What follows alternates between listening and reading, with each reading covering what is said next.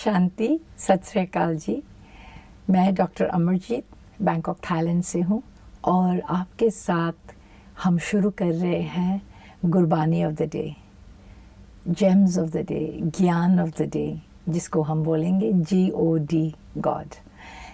तो आओ शुरू करते हैं कि गुरबानी के जो जेम्स है, जो मोतियाँ हैं, उनको हम देख के अपने ज़िंदगी में अमल करने के लिए तरीके और समझने के लिए और ज़िंदगी में लाने के लिए, ताकि हम सब गुरबानी बनिए।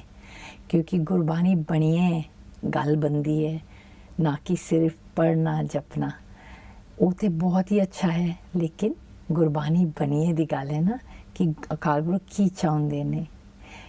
मैनू जो पंक्ति इतना टच करता है, पई प्रापत मनुख देहरिया, गोबिंद मिलन की ए तेरी भरिया, अवर काज तेरे कीते न काम, मिल साध संगत भज केवल नाम। नानक के कर केवल नाम, एक ही सानू गुरु दस रहे ने। Actually this sentence is purpose of life, जिंदगी का मकसद।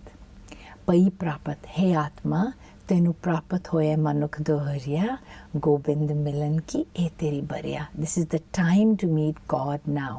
आत्मा और परमात्मा का मिलन। देखो, आत्मा और परमात्मा का मिलन असी समझते हैं कि असी करते हैं। असी समझते हैं असी मैडिटेशन कर रहे हैं, सिमरन कर रहे, पर जी असी जे इन्ना सौखा हुंदा करना तो 1430 पन्ना गुरु ग्रंथ साहब का लिखना गुरुआं नूं नहीं पैंदा सी। ते हर एक धर्म विच शास्त्र ये सारे क्यों बने गए ने?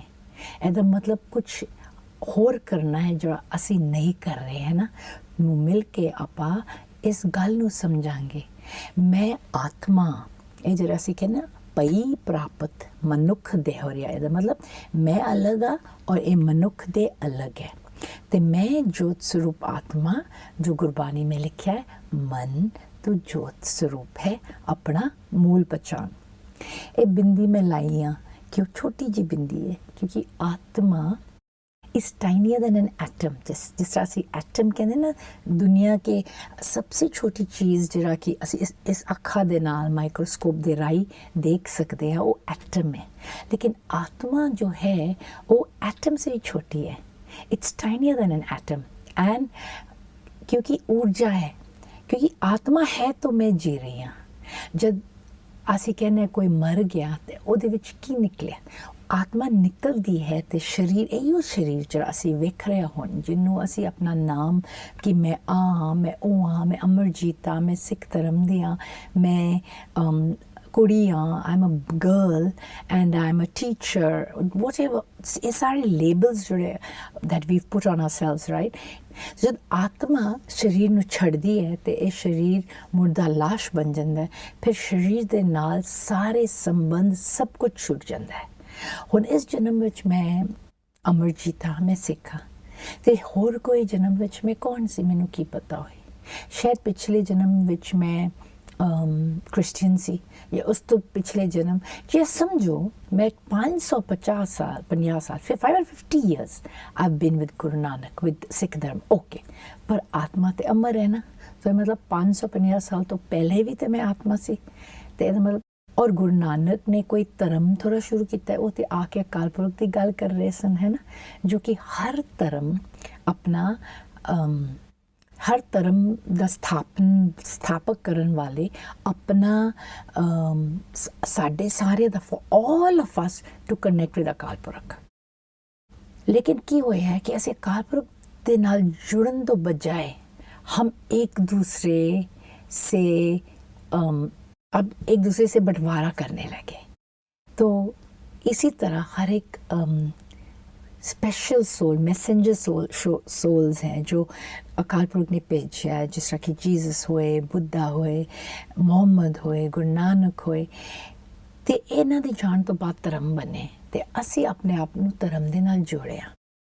ਜਿਹੜਾ ਸਾਡਾ गुरबानी है, क्योंकि गुरु नानक ने कभी भी नहीं आखे कि मैनू गुरु मनना है, मेरे ते मत्था टेकना है, बल्कि गुरु नानक ने अपना तस्वीर ਤੇ ਆਪਣਾ ਕੋਈ ਵੀ ਮੂਰਤੀ ਕਿਸੇ ਗੁਰਦੁਆਰਾ ਤੇ ਅਲਾਉਡ ਵੀ ਨਹੀਂ ਹੈ, ਮਤਲਬ ਹੈ ਹੀ ਨਹੀਂ, ਕਿਉਂਕਿ ਬਾਣੀ ਹੈ ਗੁਰੂ, ਗੁਰੂ ਹੈ ਬਾਣੀ।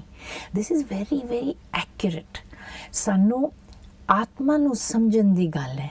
ਜਦ ਆਤਮਾ ਨੂੰ ਸਮਝਾਂਗੇ ਕਿ ਪਈ ਪ੍ਰਾਪਤ ਮਨੁੱਖ ਦੇ ਹੋ ਰਿਹਾ, ਮੈਂ ਆਤਮਾ ਨੂੰ ਇਹ ਮਨੁੱਖ ਦੇਹ ਮਿਲਿਆ ਤੇ ਹਰ ਇੱਕ ਜਨਮ ਵਿੱਚ ਆਤਮਾ ਅਮਰ ਹੈ। ਆਤਮਾ ਅਸੀਂ ਕਹਿ ਸਕਦੇ ਹਾਂ ਅਜੂਨੀ ਹੈ। ਜਿਹੜਾ ਮੂਲ ਮੰਤਰ ਆਪਾਂ ਕਰਾਂਗੇ ਕਿਸੇ ਐਪੀਸੋਡ ਵਿੱਚ ਬਹੁਤ ਗਹਿਰਾਈ ਵਿੱਚ, ਉਹ ਆਤਮਾ ਦੀ ਗਿਆਨ ਹੈ ਪੂਰੀ ਕਿ ਮੈਂ ਕੌਣ ਹਾਂ। ਕਿ ਮੈਂ ਆਤਮਾ ਚਮਕਦੀ ਸਿਤਾਰਾ ਜੋ ਇਸ ਸਰੀਰ ਨੂੰ ਚਲਾ ਰਹੀ ਹੈ, ਜੋ ਇੱਕ ਸ਼ਕਤੀ ਆ, ਇੱਕ ਊਰਜਾ। ਇਸ ਵਾਸਤੇ ਅਸੀਂ ਕਹਿੰਦੇ ਹਾਂ ਮੈਂ ਜੋਤ ਹਾਂ।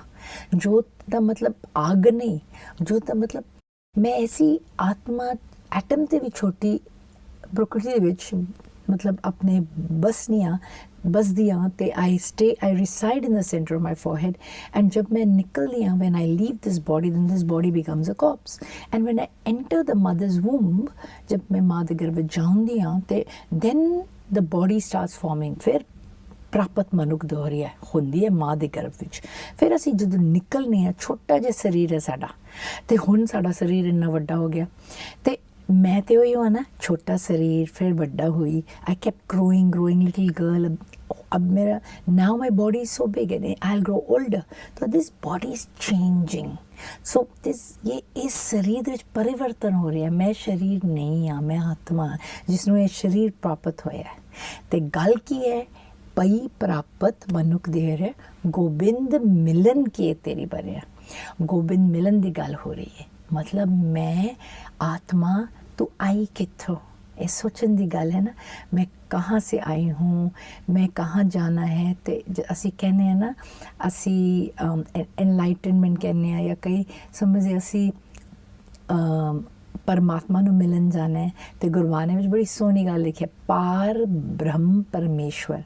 मतलब मैं आत्मा जो कि इस 5 तत्व तो ऊपर हाँ, beyond 5 elements. I am not visible to the eyes, I can not be seen, I can not be touched. तो मैं पर मैं हूँ। जिवें मन है, मन नू हुण तुसी देखते नहीं सकते लेकिन है ना मन, इसी तरह मैं आत्मा हूँ, देख नहीं सकते लेकिन है। इसलिए ऊर्जा दे नाल ये जिंदगी असी जी रहे। इसलिए डॉक्टर्स नू भी पता चल गया कि पेशेंट नू डॉक्टर कई बारी इन्ना सक्सैसफुल होंदे भी मरीज़ मर जाता है। और समटाइम्स डॉक्टर्स इन अ टर्मोइल कि इस मरीज़ नू मैं आई कैन नॉट सेव हिम, पर वो बच जाता है। वो आत्मा की गल है। आत्मा निकली तो शरीर मर गई, आत्मा है शरीर दे विच, शरीर जिंदा है। तो आत्मा इस शरीर नू यूज़ कर रहा है खेडन वास्ते। और इहदा असली पर्पस है गोबिंद मिलन। तो आओ गोबिंद मिलन करिए। ओनू कहने हैं सिमरन। जब मैं खुद नू चमकती सितारा आत्मा समझांगी, देखांगी इस मन दे प्रकृति दे विच, अपना विजुअलाइजेशन यूज़ कर दिया, मैं चमकती सितारा आत्मा और तू परमात्मा चमकता सितारा। देना है ज्योत और परम ज्योत, तो ज्योति ज्योत रली संपूर्ण थियारा। फिर मैं आत्मा और परमात्मा के मिलन होंदी है। आई ट्विंकलिंग स्टार एंड परम आत्मा twinkling star, we meet as one. इसनू कहते हैं सिमरन, इसनू कहते हैं गोबिंद मिलन। इस वेले जे तुसी कर रहे हो मन विच अपने आप नू चमकता सितारा आत्मा ते परम आत्मा चमकता सितारा नू अपने मन राई जोत और जोत दी मिलन।